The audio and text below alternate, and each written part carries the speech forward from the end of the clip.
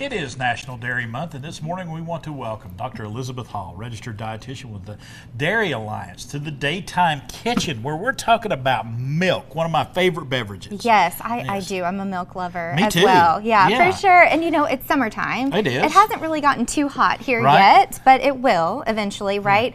And actually, studies show that milk is one of the best sources of hydration. So even better than water or sports drinks at keeping you hydrated. And so, you know, a lot of times we talk about all of the nutrients in milk, right? Like the calcium, the protein, the vitamin D, but we don't really think about those natural electrolytes and carbohydrates that keep you hydrated longer. Basically nature's sports drink. Oh, definitely. You know, I have a little weight out there. You know, if you're working out or if you come home from a run or if you're, you know, outside for a long period of time, chocolate milk actually has that perfect ratio of carbohydrates to high quality protein, those electrolytes to replenish your muscles and keep you hydrated. So who knew? I've heard that all my life, that chocolate milk, you know, if you do a strenuous workout, especially if you're lifting weights or something, you're breaking down muscles, chocolate milk's a great way to help get that back. Definitely. What you're losing. Yeah, and a lot of times after like a long race, like a marathon or something, they'll give chocolate milk, and that's why. What a treat. Just think about that. That's I know. a treat. I do love chocolate milk as well. So make sure to think about milk instead of, you know, a sports drink or something like that.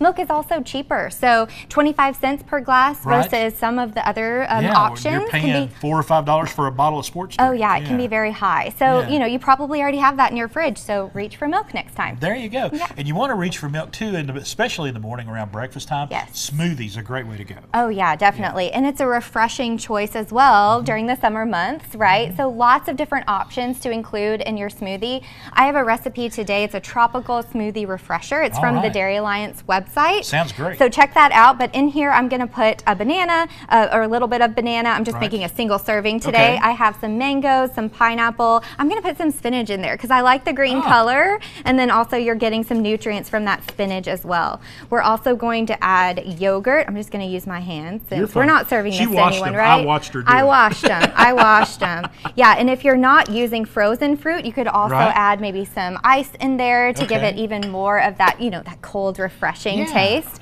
A little bit of ginger in there as well. If you don't have ginger, you could leave that out. I have some yogurt. This is going to add some more protein. Is this just regular yogurt or this Greek is yogurt? Greek yogurt, but you could use regular as well. Absolutely. Regular does have protein as well. And then my milk, of course. So I'm adding that in, and then I've actually already pulsed this for us. So when it comes out, it looks like this pretty green color. I'll go ahead and pour it in here. We want to get that milk that's still in there. Delicious. Yes, mix it all together and enjoy that the next time you're outside on a hot summer's day. And I had a little tip too. You know, I'm a mom now. Oh yeah. And we were joking, like all the tips I used to give about mom, you know, like what to feed your kids and every picky eating, it's like all out the window now that I actually have one of myself. I have to applaud your honesty. I really do. Being honest, it's hard. It's hard to get them to eat healthy foods, right? And so one of my tricks is I like to use one of these reusable pouches. So if I have any extra smoothie and she's not going to want it, I'll pour some in there for later. And I love this. Look at this. Yes. This is just, it's a squeeze pouch. Yes, it's a squeeze pouch. You can wash it and reuse it over and over again. And it's cheaper too than, you know, buying the ones from the store. I'm sorry I took that out of your hand, but that just fascinated me. It's great. It's a great little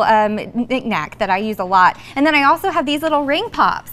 So if you have extra smoothie, you know, pouring them within an ice mold, you know, that can they can enjoy a popsicle later on. And better for them than the regular. Yes, still hydrating, getting all those nutrients. Yes. And I have to ask, you know, when it comes to milk, there's so many selections. Yes.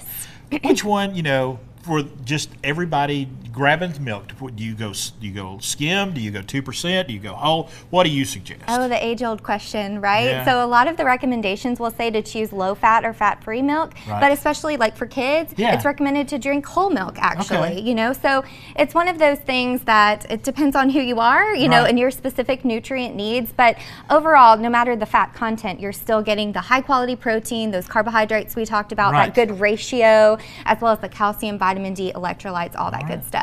Well, Elizabeth's going to rejoin us here in just a little while. We're going to be talking about some other great ways to make milk part of your life. If you want to find out more, go to thedairyalliance.com.